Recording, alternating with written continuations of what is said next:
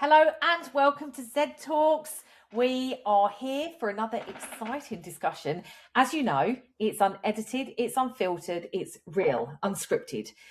We might have an idea of what we're going to talk about, but we are also open to going down rabbit holes because today I am joined with Georgia Hodkinson. So hello, Georgia, and it's really, really good to see you.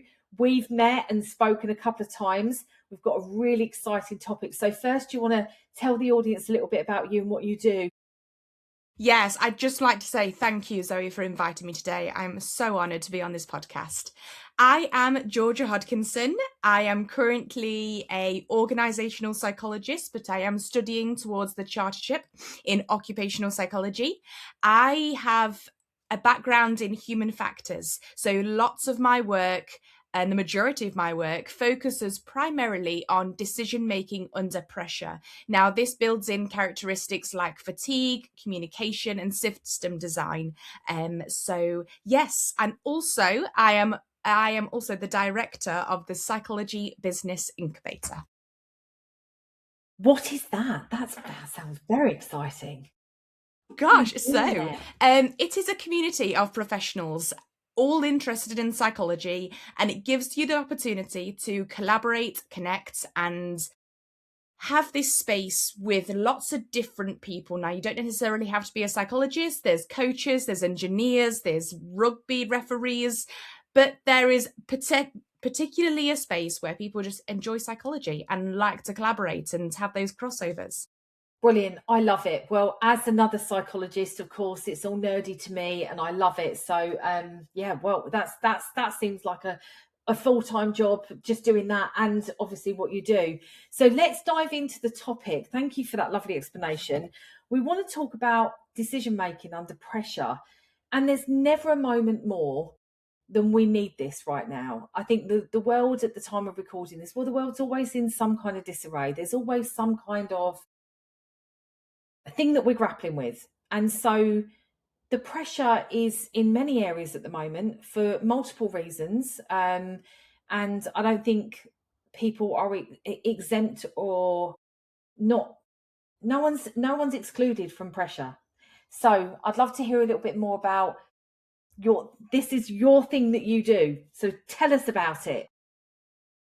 Thank you, Zoe. So yes, I completely agree. It's such an imperative time to be talking about decision fatigue because current leadership, they are under a lot of pressure, under a lot of cognitive load, I like to talk about it as. And it's not through lack of information, by no means. It's through the lack of support. They are drowning under pressure, and these AI that's coming into this, don't get me wrong, AI is increasing our capabilities by far. However, it's also increasing expectations, speed of decisions, information volume, visibility in decisions, and also pressure to respond. I don't know if you've realized, but how fast does AI get back to us? I mean, 3 seconds? You're asking it to give you a recipe of soup or tell me my next strategy for LinkedIn, and it gives it that within 3 seconds. Is that expectation being reflected back on us in terms of decision making? I think you raise a really good point there because I'm sure if I looked at some statistics, I think that burnout is probably higher. Well, if we look at mental health statistics, we know that there's much more I don't know, is it bad mental health? Mental health essentially is not in a good place.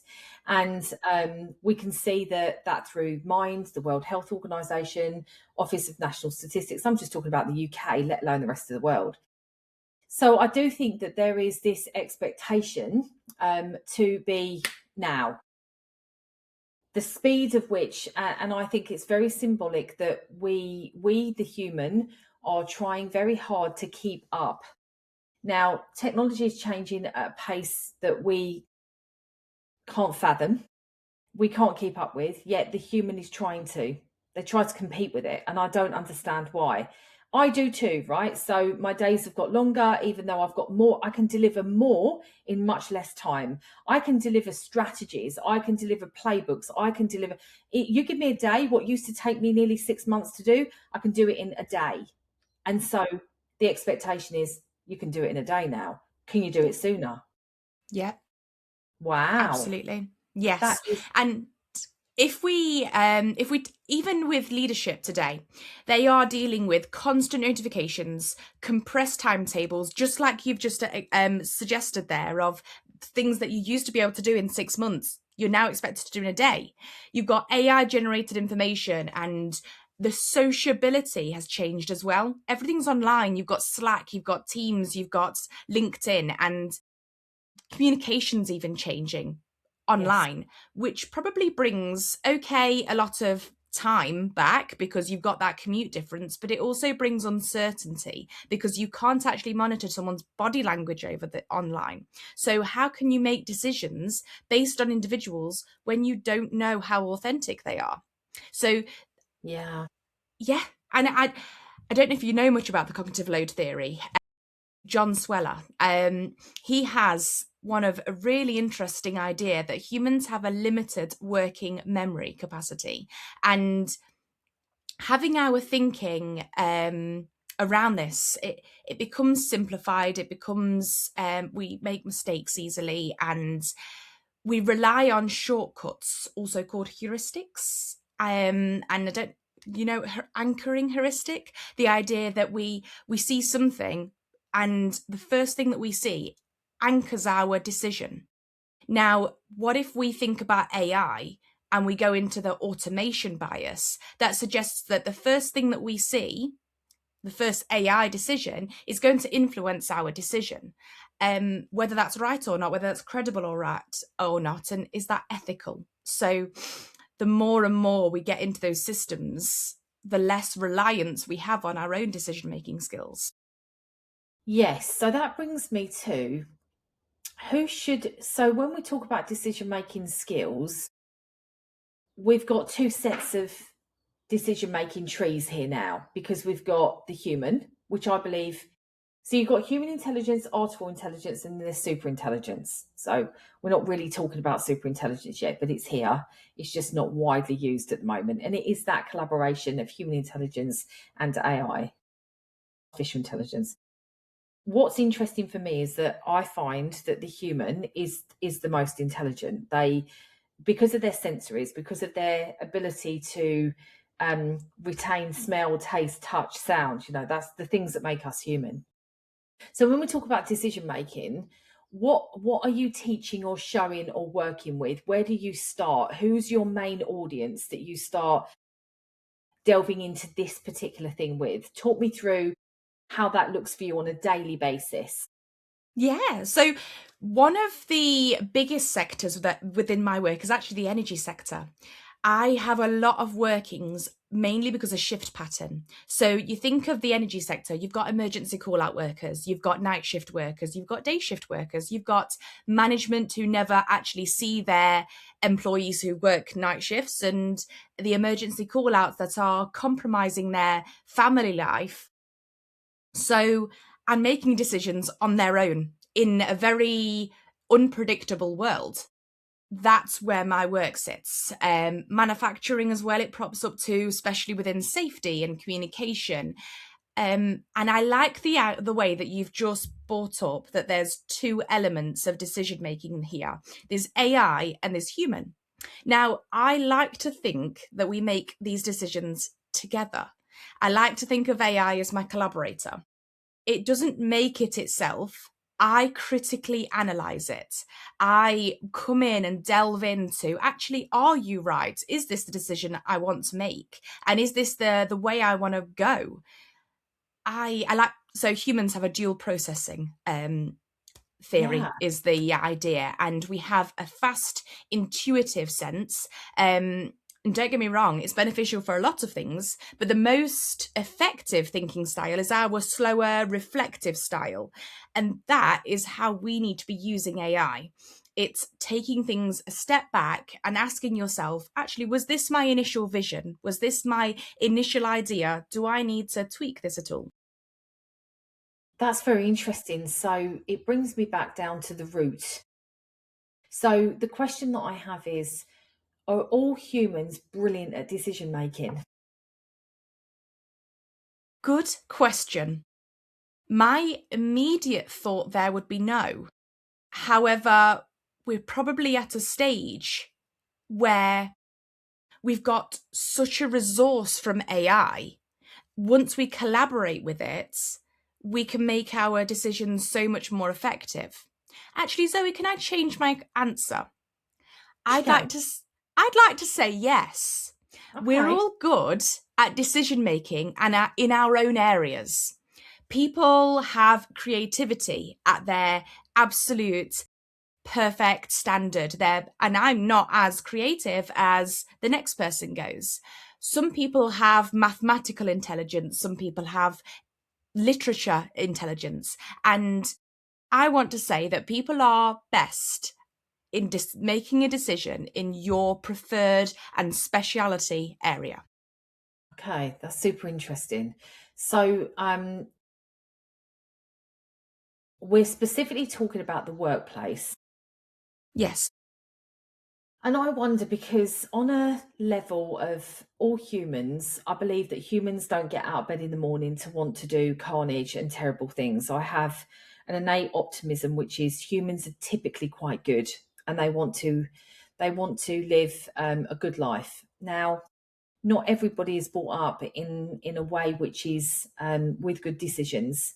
Otherwise, we wouldn't have crime. We wouldn't have all things that happen, etc. People wouldn't get in trouble. There'd be no law because we wouldn't need it. So where I sit at the moment, and this comes from a place of, I'm doing my doctorate and my first module is AI and ethical considerations. So at the time of recording this, I'm knee deep in so I'm doing a study on the Detroit Police Department, and it's around facial recognition and convicting people for facial recognition, which I find really, really fascinating. Why would you? So the facial recognition has and is known to not profile black skin in the same way as white skin. The facial recognition is much more sharper on Caucasian and white skin, light skin, than it is a shade of brown to black, if you like. Mm-hmm. And that's not meant to be derogatory to anybody, by the way, as I say that. I'm just differentiating between facial recognition, and it was proven that it was not accurate come to certain shades of skin tone. Now, I find that absolutely incredulous that that could ever be allowed. And it makes decisions based on face recognition, which is not accurate, and it was still allowed. I mean, what's your view on that? Because for me, that's a decision making on someone's life. How is that possible that law enforcement can use something which can change someone's life, ruin someone's life for the rest of their life? Wow. So when we talk about decision making, I'm like, there you go. That's the opposite, where the human is taken out of the loop and it's done by facial recognition and a decision has been made. And I'm like, well, where's the jury in all of this then? And where's the evidence to suggest? And then the human comes back into the equation, which is now they're on trial. But when somebody's got to trial and they've been labelled as a certain thing, and even if they're not, it's thrown out of court, how does it work that somebody's life is now impacted, that they've been through this awful experience? Anyway, this is a fascinating topic for me, because decision making is only as good as the information that the person or thing that's making a decision. I really like how you've put that. I mean, I've heard studies that even hand dryers and bathroom technology that we're using don't recognise darker skin when they put... I think that's horrendous. I think that is... And like you say, there's a particular bias almost within this technology that's having an effect on individuals. And Absolutely. That's where my ethical AI stance comes in. So there's this trust and this reliance on AI, lack of trust, but still a reliance, makes people quite reluctant in organizations because they just are not as confident in it.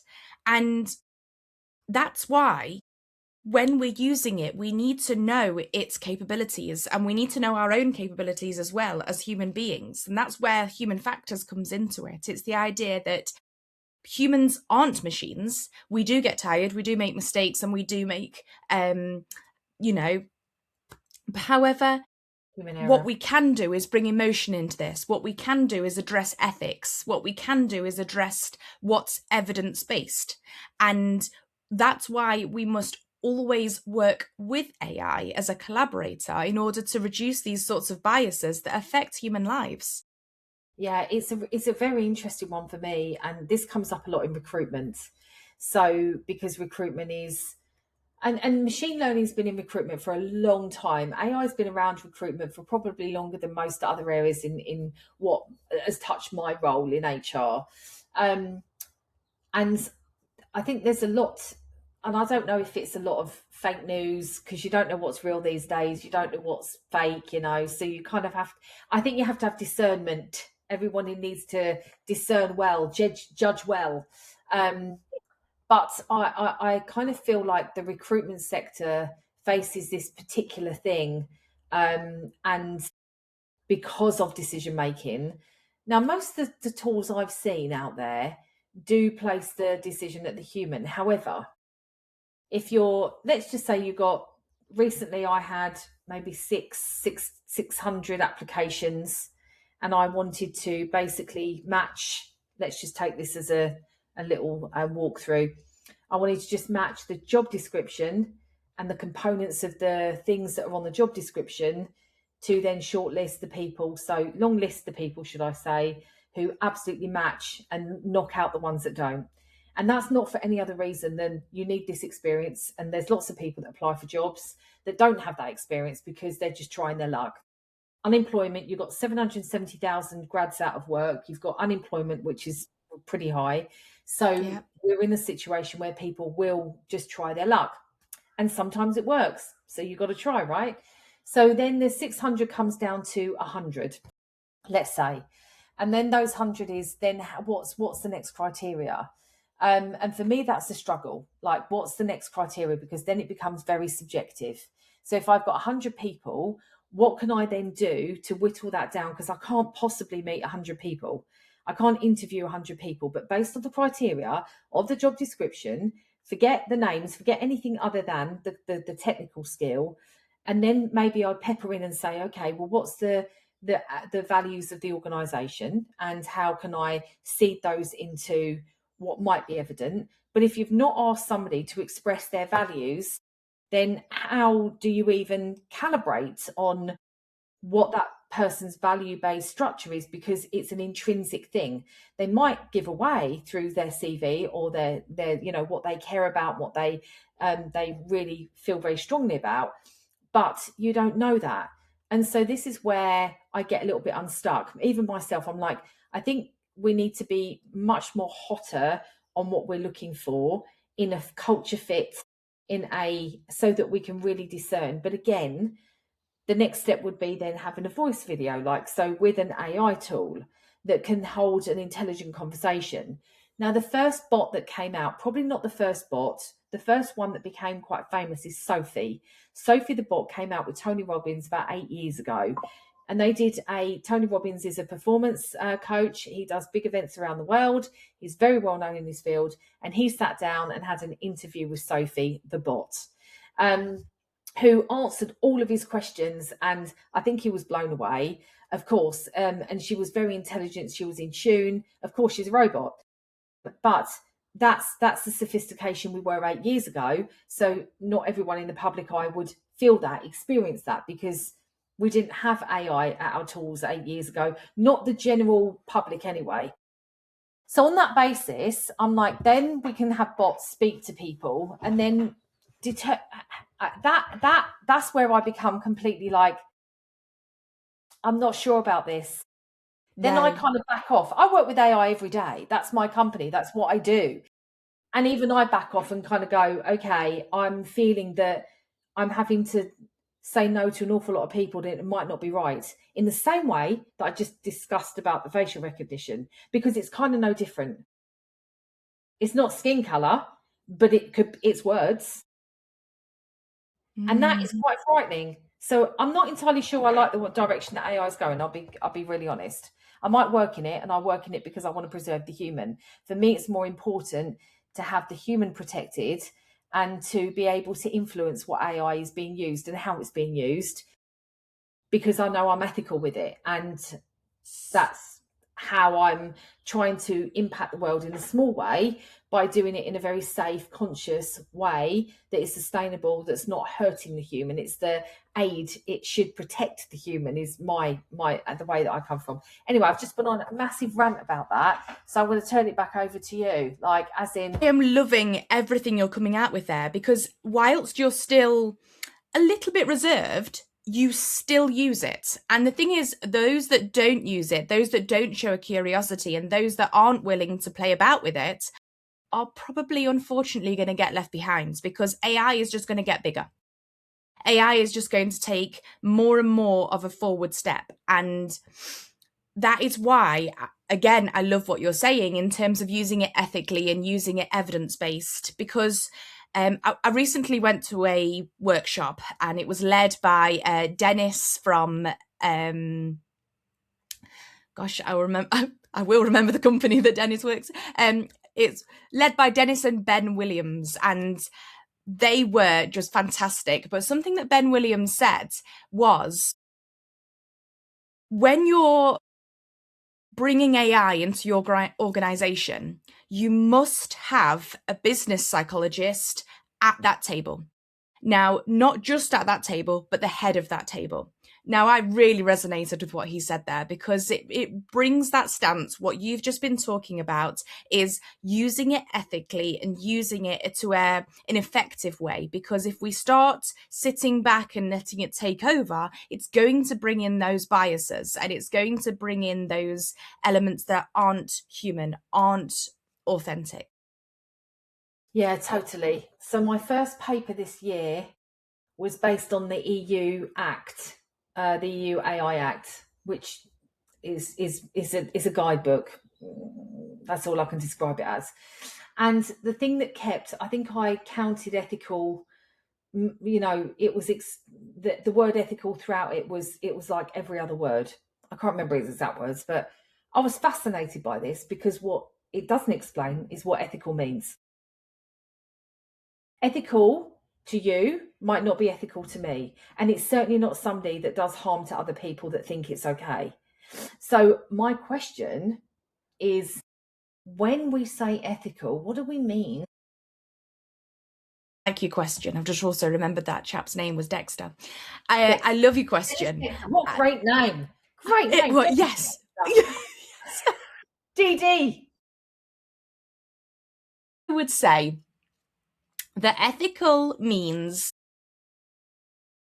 making sure that you're supporting the system whilst still ticking those boxes of, am I doing this accurately? So I'm part of the BPS. I obviously, my chartership is with the BPS.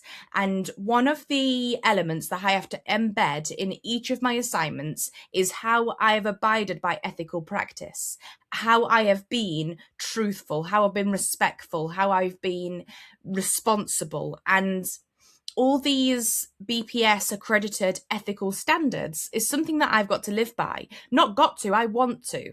And that is exactly why I'm going forwards and self-funding this chartership, because it's something that I'm so passionate about, is ethical standards.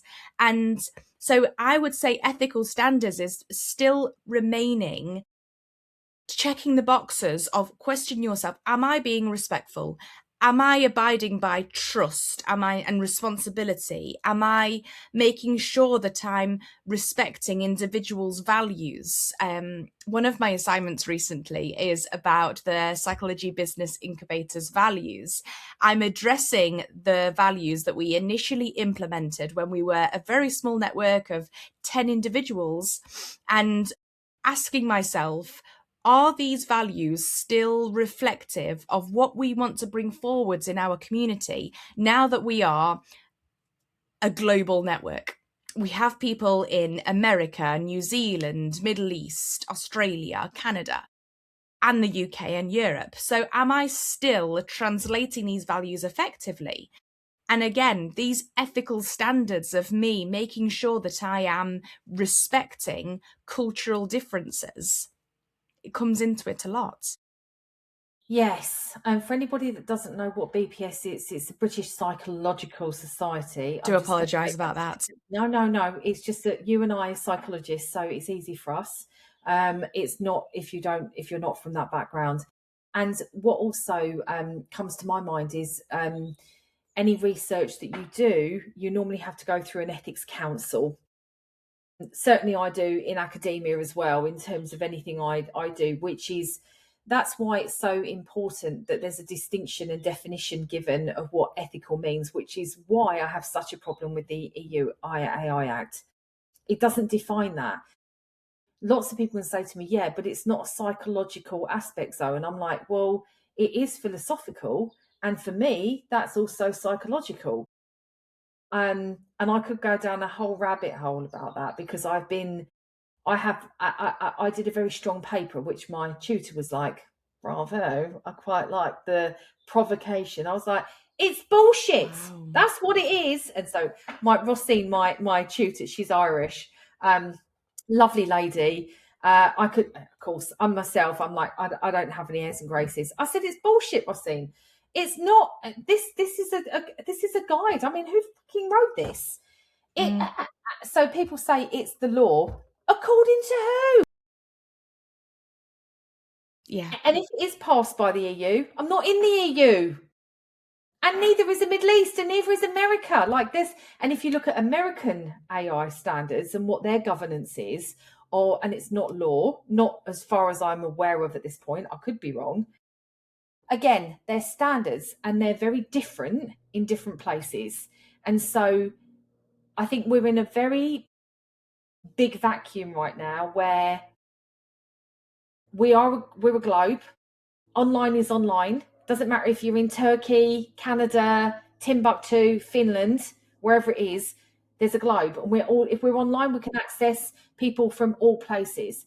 And so it's almost like we need a world view of AI. But of course, you have people. So Anthropic, for example, they came out and they would not support the government in the US because they didn't want the intelligence to be misused. And again, that word ethic comes up because what is ethical to Donald Trump is not necessarily ethical to Anthropic.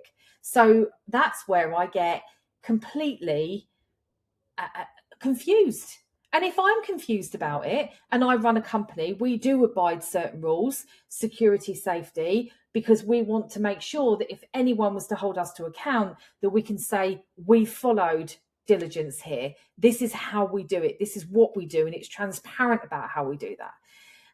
But it is very interesting that when you start to think about standards, and yes, the BPS have standards, for people that don't belong to the BPS, that don't have any awareness of psychology, the average Joe that's, using, and I'm not saying average if you're not a psychologist, by the way, I'm saying the average person that uses AI, not all of us have the same awareness and understanding. So that obviously impacts our decision making around what we think we should be using AI for. So let's go back to your energy sector. I'm really curious to know.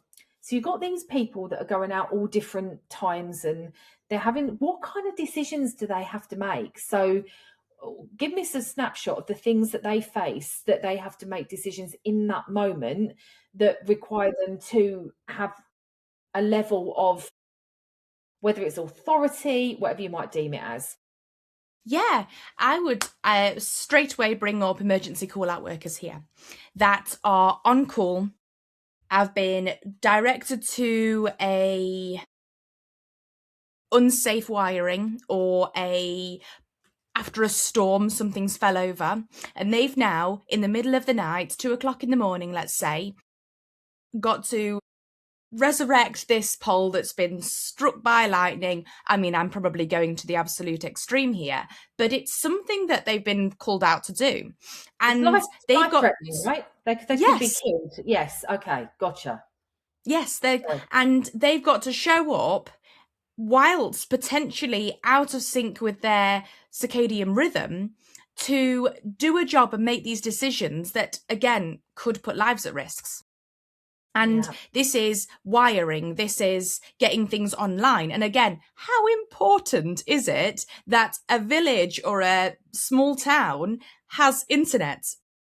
I mean, for you and me, working online as business owners, imperative. So they've got some very important, impactful decisions to be making, potentially with people that are quite annoyed that their electric has been turned off. And this is all whilst out of sync with their circadian rhythm.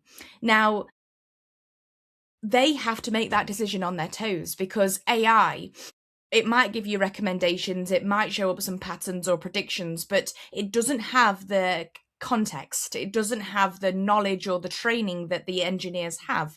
It doesn't have the ethical judgment or the decision-making skills that are emotionally involved in that loop. So it's about keeping the human in the loop. That's actually a theory. And you're able to make sure that whilst AI is generating ideas and patterns, we're kept in the loop and able to critically analyze these decisions. So what I'm saying here is, what they come against, particularly when there's shift work involved, and that may not even be in a rhythm, that may be that, I mean, timetables can change, and people were telling me that their timetable for next week isn't even generated yet. So they've got to wait, find out, then make decisions, even about family life, of where my kid's going to go on Wednesday now that I'm working a night shift. And these elements, these judgments, these communication issues that they were upheaving, where they're not even able to communicate with their manager because the manager's on a day shift and they're on majority nights. And this communication loop of what's the point in giving these reports of near misses and incidents when there's just not enough time in my day. I want to go home and sleep. I don't want to go home, log onto a computer and do a load of admin about the incidents that I could have come up against. And this is the thing, is these pressures that they're under to make reasonably instant decisions that's expected due to AI now is actually not very comparable to how a human needs to reflect, needs to slow down in their thinking to make accurate decisions in such an emotional environment. And thank you for that. So these, I could only describe maybe engineers, or whatever they're called. So they go out to a call out. They're not in there. So circadian rhythm, for anyone that's not familiar with that term, you're just not in your usual flow, right? So Absolutely. It's not that, we are conditioned. If you're conditioned to go to bed at a certain time, have a certain amount of sleep, that could be disrupted. And if you're a parent, you'd know that. I'm not a parent, so I've never had sleep deprivation, but sleep deprivation can make you do all sorts of things. So in my mind, do these engineers have access to AI to help them in their job? Are they expected to do that now?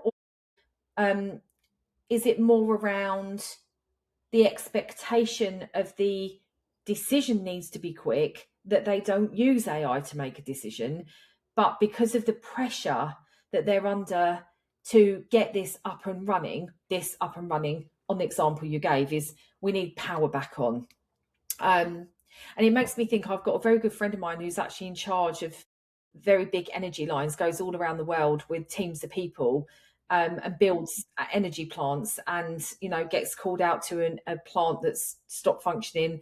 There's turbines and whatever they do, I don't know. But it can be like it's quite they can be, their lives can be endangered because they could be electrocuted. There's lots of things. And I know that person, and they've stayed with me before while they're working at the local electricity plant, and they've never once used AI. And I'm like, is it a thing that they should, or is it around the pressure that they feel and how they're being trained to deal with that pressure?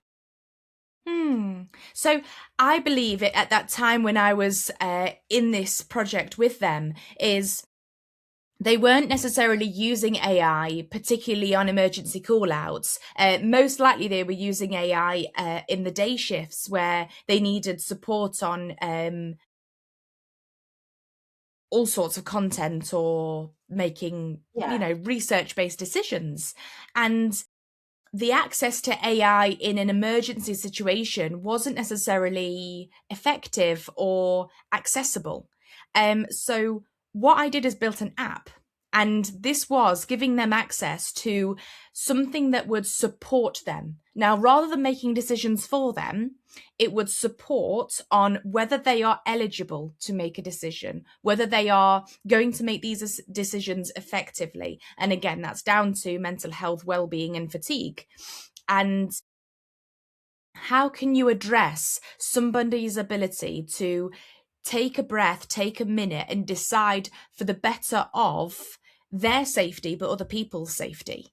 And this app supported that. And it didn't take, like I say, did not take that responsibility out of their hands, but it made an address of whether they are going to make an effective decision. And it also supported them in, okay, this is the scenario, this is the context. There are potential ideas, our potential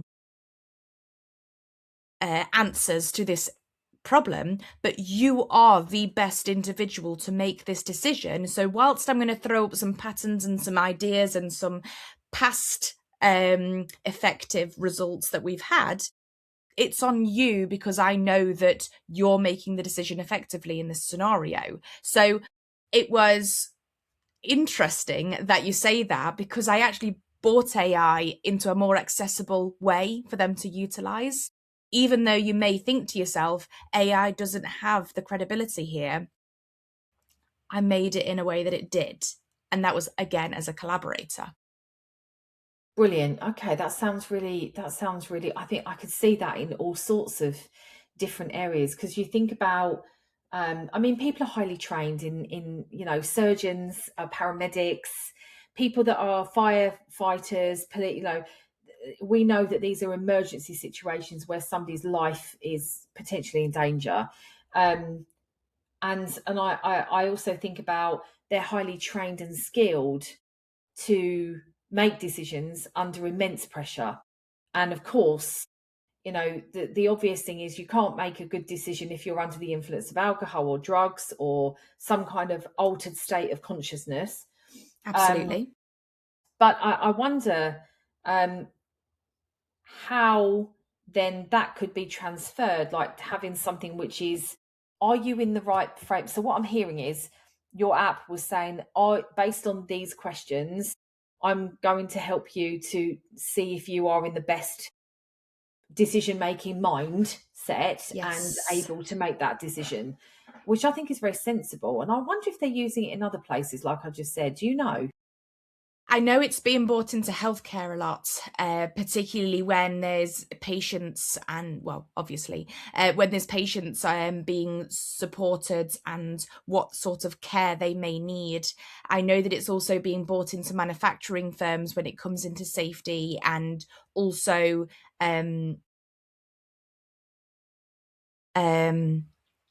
aviation.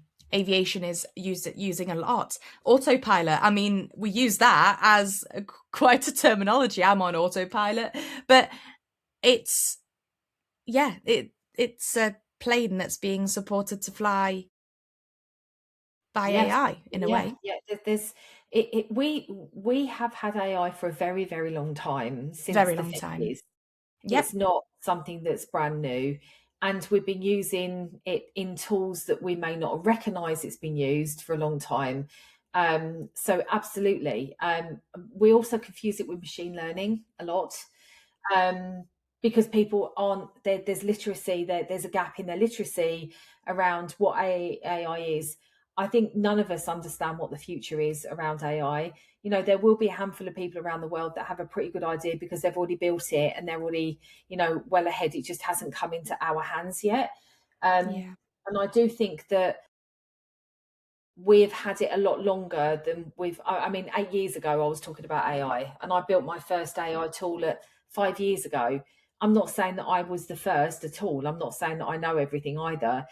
That was my first introduction. And even then, I didn't really understand the power of what that is, because that misconception of what, machine learning is. We've had robots for a very long time, as well. So even way before artificial intelligence, we have robots because they'd be in manufacturing. There'd be, we had it a long time ago, and it has been very useful. So the Industrial Revolution was no different in terms of, brought to scale, a very big change for the world. And I believe that AI is now, the AI revolution is as big as the agricultural and the Industrial Revolution.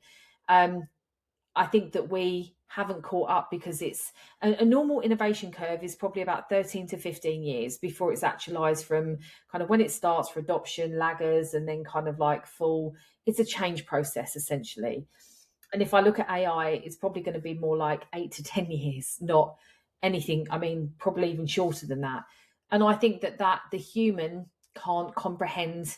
They've got different processing speeds. So I do worry that.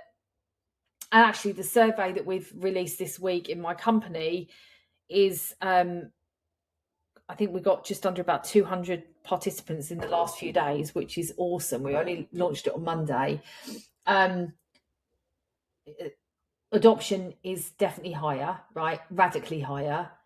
And people do see it as it's necessary. They do think it's very important. I think the fear has gone down. But what was so surprising is it's quite contradictory in some of the responses, that there are people that firmly don't use it and don't want to use it and don't see a need for it.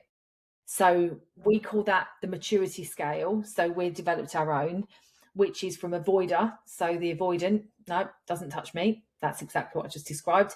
And then you've got the expert who thinks they know everything. Well, unless you probably work at Anthropic or Google or OpenAI, and even then, I'm not sure you know everything, because not one person can. Or that's maybe my belief. I agree. I think that we are on a very big scale, and where we are individually is not where we are as an organisation. That is very polarised. And so I wonder in the coming months, and I wouldn't say years, how AI is going to develop. And off the back of that, the question for you is, how, knowing that AI is advancing so quickly, how do you start helping people to make better decisions? And this doesn't need to be done in a nanosecond. We don't need to do it in 3 seconds like AI. But how do we train people? What's the mindset that we need to be imparting and teaching whilst we're in our daily work, having daily conversations? What would you offer? What advice? I'm going to give you an example of something that I did with AI recently that actually was a really successful way of using it. So I was developing a tool and I'd mapped out layers of this tool, defined each layer and given an idea of, this is what I have. This is my vision board. I like spider diagrams. I was talking to you about these earlier, Zoe. I'm quite visual. And then I decided what I'm going to do is put this into AI and give it a question of, can you now define these layers for me and put it into a bit more of a story, a context for me? It did so, but it did it completely different to how I initially defined these layers. And it made me take a step back, recognize that, okay, I had a vision here. I had a definition in my head already. Why has it taken a pivot? And do I agree with it? The answer was no. But I agreed with it on a certain level, that there needed to be a fourth dimension in this. There needed to be actually a little bit more of a negative value, a bit more of a negative framework within this. And that's how it supported me to define something that I'd already began mapping myself. So going back to your question of how should we position ourselves when AI is just growing and growing, it's again keeping the human in the loop, because our vision matters, our interpretation matters, our emotions matter. And whilst okay, we are human, we make mistakes, we get stressed, we get tired. Yeah. How can we make the system support us to make these decisions and to get a more accurate level and a bit more quicker response while still giving our authentic results? Yes, I think that the authenticity part is really key. And actually, that's why we will see. I met a great company this week, and I'm doing a podcast with him later today. He's called Quinn Stainfield Bruce, and he's the founder of a company called Humanness. And they do quantum physics, spirituality, all the things that my master's and that my research supports. So I was well in, like, tell me more, give me more. I was like, show me, tell me. Absolutely. And I think that we will see a very big rise of leadership skills and soft skills, demand for them, because critical thinking is a thing that we mustn't lose with AI. That's Yes. the because that's what allows us to discern decision making. Or maybe that's again limiting belief. I can't make great decisions on my own without AI. There's a problem. You know, if I'm so reliant on it and it thinks for me and it feels for me, and then that's taken away from me and I'm in a situation where now I have to make a decision, that's a problem. So anyway, Quinn was, we were talking about its company and what it does. It's that bringing a person back to their center, their heart space, and understanding the difference between the head and the heart, the cognition and the heart math. And for me, this is really, really, really key, that to be authentic, you've got to know who you are. You've got to know what you're about. There's got to be a certain level of self-awareness. You could call it awakening. You could call it intuition. We all develop that over time because of lived experience. So it's really interesting that I think we're going to see lots more of that come up, because AI is the other spectrum of that. And that's a duality of life: sun, moon, light, dark, yin, yang, fast, slow. Everything has a duality. Everything's got that polarity. And so that's where I see AI and the human spirit. My job in this lifetime is to try to overlock these things so that there's a bridge of how these things can sit together and not jeopardize the human. So I think that this decision making discussion has given me a lot to think about, because I think we also need to learn how to remain critical thinking, critical evaluation, because that to me is massively influential in your decision making. Yeah. And just like you've just brought up there, again, with the dual processing theory, there is fast intuitive thinking, slow reflective thinking, and it's the idea that we need to take a step back, and humans can't make this many decisions in one day. We get decision fatigue, and this is an emotional draining, psychological draining feeling. So if we're expected to make more decisions in one day because of the speed of AI, we're making fast intuitive thinking. But we actually need to be supported in organizations to take a step back and take a breath and question whether AI is giving us the right results and whether you're going down a rabbit hole. And if you're not supported to take a step back and take some time, then you could be making ineffective decisions and also a tired workforce. And that's not effective for anybody financially, as we know. No, and I don't think at the moment we have an organisation model that is about people, processes, and profit, right? So it's either one or the other usually. Now, the PwC have an interesting paper. So for anybody that wants to go down a rabbit hole, they've got, it's called the 4 megatrends, and they label these 4 worlds. One is red, green, blue, and yellow. And they talk about conformist, individualist. So you're going to have the speed is the currency for one, money is a currency for another, sustainability is for another, and well-being is for another, for example. So there's these 4 distinct worlds, and I don't know right now how, and I do see the resonance with people going into these big places, as in big companies, and they fit one of those 4 worlds. And I just wonder how, what, I guess, institutionalized generationally we might be and gravitate towards those. So for Gen Z, they might be more inclined to go to a wellbeing organization or a sustainable organization. Gen X and Y typically might go to that, either, you know, speed or, well, actually maybe even not speed, I don't know, but speed or money, because we're used to getting shit done. I'm a Gen X, so that's kind of always like, just get on and learn it, get on and do it, you know, kind of thing. And if you don't know how to do it, go and learn. Yeah. Whereas we've got different generational behaviour. So we're going to see this, I think that we're going to see this mass movement, and I don't know how that's going to, with the combination of AI, how it's going to change our decision making in these worlds that specifically are ambassadors for this sentiment, this thing that they, you know, are built to do: speed, money, well-being, sustainability. And then what decisions we'll make from that lens, because we sit firmly in that camp. So I guess what I'm bringing up is values. It depends what's important to you, and it comes back down to the authenticity and integrity and ethicalness of a person, which I still have a big question mark over. And I think I'm always going to have a big question mark over. Yes. I love how you've just brought that in, because it's almost really bringing in the value of us being in the loop.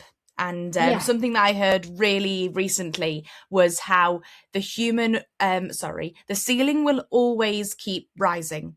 So it was to reduce the fear of AI, to reduce the idea that it's going to take over. All right, we're in a place where bots are talking to each other in metaverses, but take a step back from that. The ceiling will continue rising, and there will be more and more opportunities thanks to AI. So what I want to just leave you with the messages here is, don't fear it. Yeah, absolutely. I'm with you. And I know that, 53 minutes has gone past in a flash. And I'm sad that our discussion's coming to a close for now. There's always other times, and there will be an opportunity to delve more into that. So thanks for being here, Georgia. I know that we're going to I'll have a description. So we go out on YouTube, and it'll be somewhere down the bottom. If you have heard this and want to, reach out to Georgia and interested in her work, what she does, and know more, then you'll be able to contact her via the means in the description. I just want to say a massive thanks for spending time with me here, because it's just been brilliant. And as always, I learned something new, and I'm always like, I need to go and have a little look about this now, and decision fatigue, because again, I think it's very, very relevant. But brilliant. Thank you. Thanks so much. And thanks for listening. And we'll see you next time on ZED Walks. So thanks, ZED Walks.